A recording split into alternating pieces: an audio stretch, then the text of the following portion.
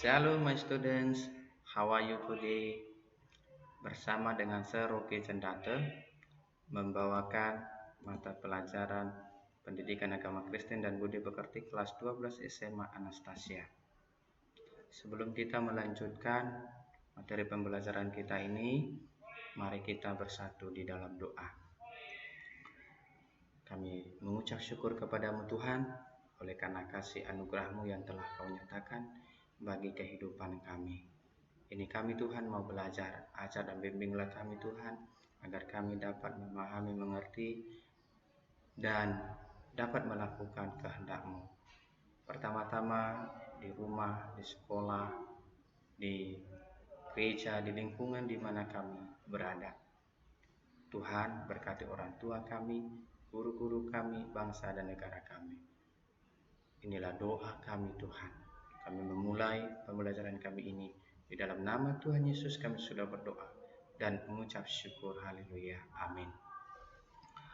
Anak-anak Sir ingin memutar sebuah lagu. Sir ingin memperdengarkan sebuah lagu untuk anak-anak Sir. Mari kita dengarkan bersama-sama.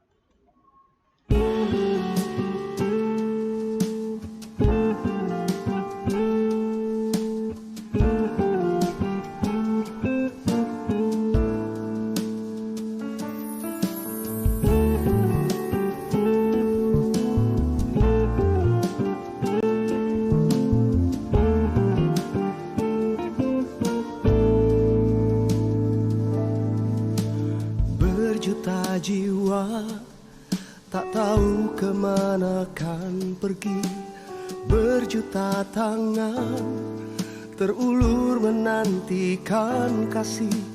Oh Tuhan, jadikanlah hidupku alat kasih-Mu dan memuliakan-Mu seumur hidupku. Berjuta jiwa tak tahu kemana kan pergi, berjuta tangan terulur menantikan kasih. Oh Tuhan, jadikanlah hidupku alat kasih-Mu dan memuliakan-Mu seumur hidupku. Melayani, mengasihi, ku ingin lebih lagi. Melayani, mengasihi, ku ingin lebih lagi. Melayani, mengasihi, ku ingin lebih lagi. Melayani dan mengasihi.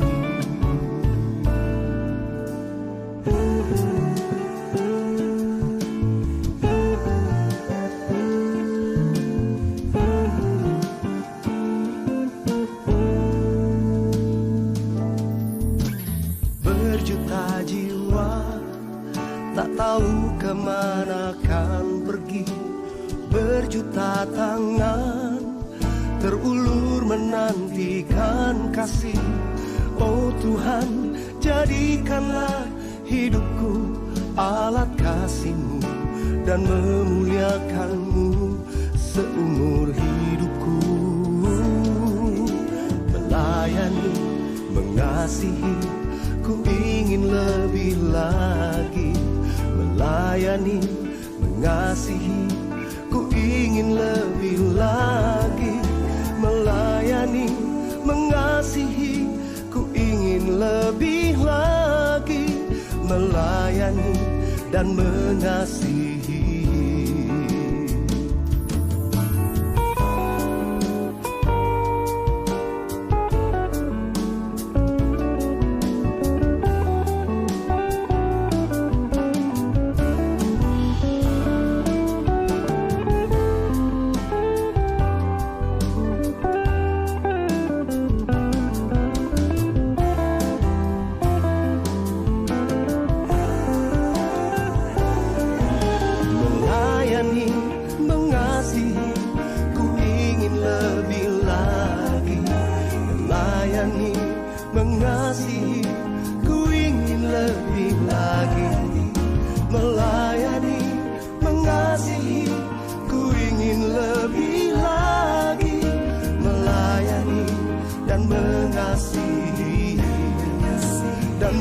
mengasihimu.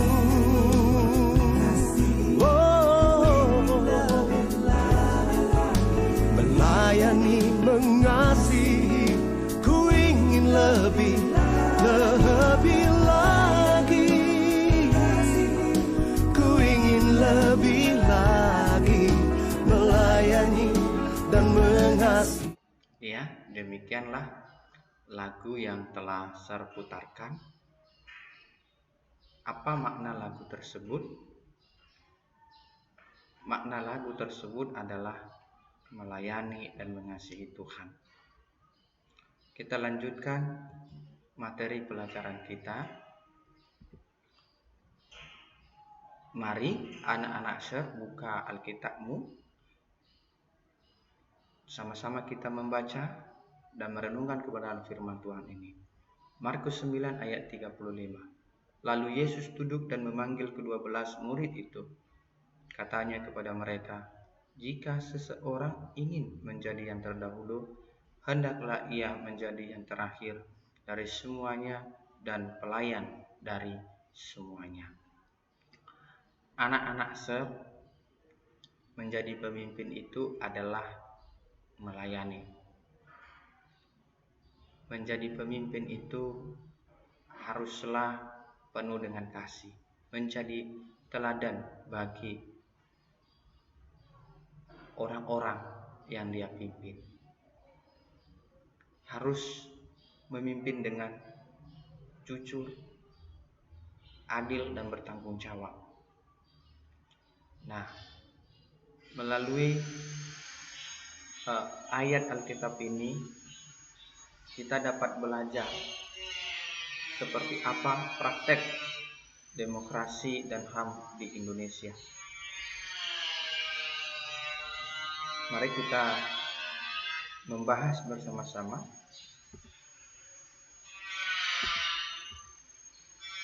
Ya, praktik demokrasi dan HAM di Indonesia. Anak-anak bangsa kita banyak mengalami kepahitan akibat kehilangan hak-hak dasar sebagai manusia. Oleh karena kita dijajah oleh Belanda selama 3 abad setengah.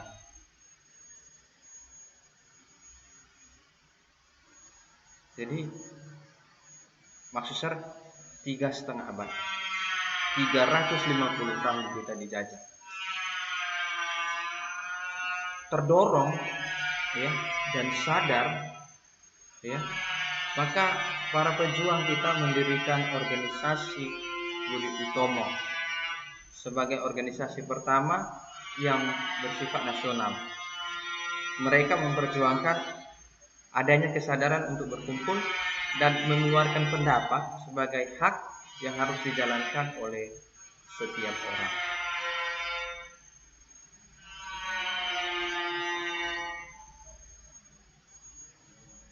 Ya, tentu saja gerakan ini ditentang oleh Belanda yang ingin menjajah Indonesia.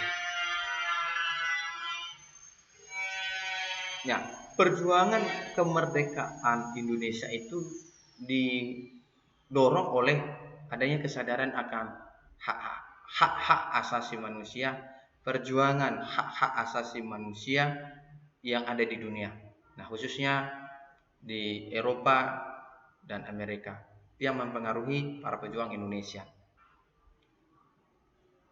Para pejuang kita berjuang untuk memperjuangkan hak mendasarnya sebagai manusia, yaitu kebebasan atau kemerdekaan. Maka dibentuklah Panitia Persiapan Kemerdekaan Indonesia yang mempersiapkan Undang-Undang Dasar Negara Republik Indonesia dan Dasar Negara pun ya menyusun Undang-Undang Dasar dan Dasar Negara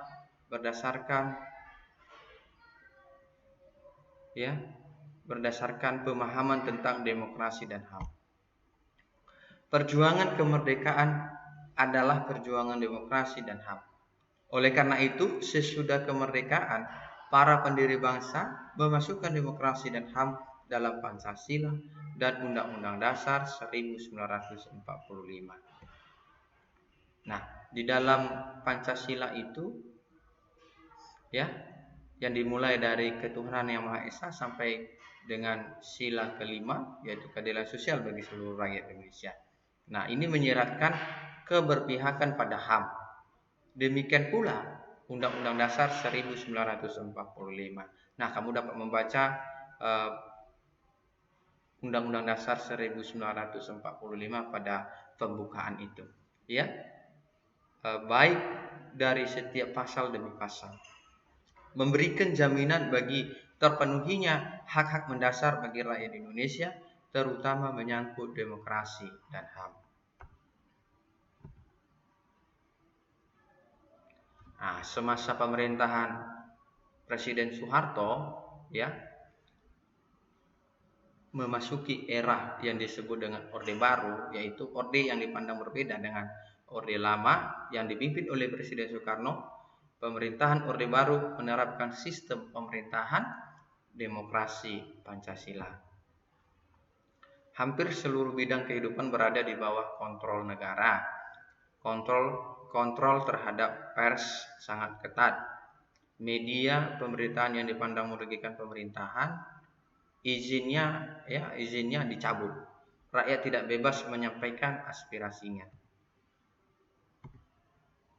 Walaupun HAM tertuang dalam Pancasila dan Undang-Undang Dasar 1945, tidak dengan sendirinya rakyat dapat menikmati pemenuhan hak-haknya. Kenapa? Karena situasi bangsa dan negara yang masih ada dalam perjuangan untuk mempertahankan NKRI, maupun karena penyalahgunaan kekuasaan oleh pemerintah yang berlindung di balik kedok demokrasi. Berbagai penderitaan yang dialami oleh berbagai komponen rakyat selama 30 tahun akhirnya melahirkan kesatuan gerakan menghancurkan rezim Orde Baru. Gerakan tersebut dipelopori oleh lembaga swadaya masyarakat dan mahasiswa dari seluruh Indonesia. Mereka menduduki gedung DPR, MPR dan menuntut, pertama, Presiden Soeharto harus mundur. Pelaksanaan demokrasi dan HAM diterapkan secara total. Menjawab tuntutan tersebut, ya, pada tanggal 28 Mei 1998, Presiden Soeharto mengundurkan diri. Ini menandai masa transisi menuju reformasi. Ada beberapa mahasiswa Universitas Trisakti gugur sebagai pahlawan reformasi. Banyak orang menyebut masa setelah Orde Baru sebagai era reformasi karena adanya gerakan reformasi yang berhasil meruntuhkan pemerintahan Orde Baru. Dalam kenyataannya, hingga kini bangsa dan negara Indonesia masih terus berjuang untuk mewujudkan HAM. Masih banyak hal yang harus diperbaiki dan diubah supaya rakyat memperoleh apa yang merupakan hak-haknya. Anak-anak SER, inilah materi yang boleh SER sampaikan. Ada tugas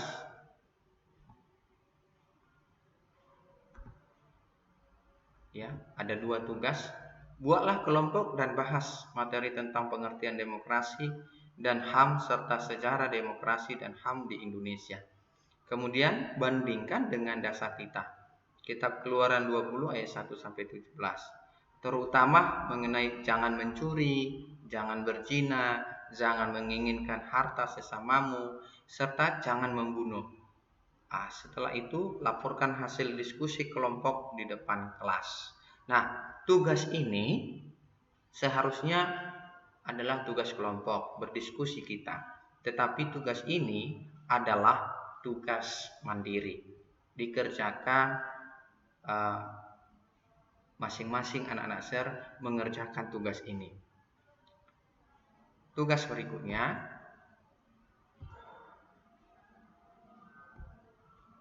Apakah kamu pernah melakukan tindakan yang dapat dikaitkan dengan melanggar hak atau kebebasan orang lain? Mengapa kamu melakukannya? Ataukah kamu sendiri pernah menjadi korban di mana hak dan kebebasanmu dilanggar? Ceritakan bagaimana hal itu terjadi dan bagaimana cara kamu mengatasinya. Nah, ini tugasmu ini tampilkan dalam bentuk video. Anak-anak bila ingin bertanya, hubungi Sir di WA pribadi Sir.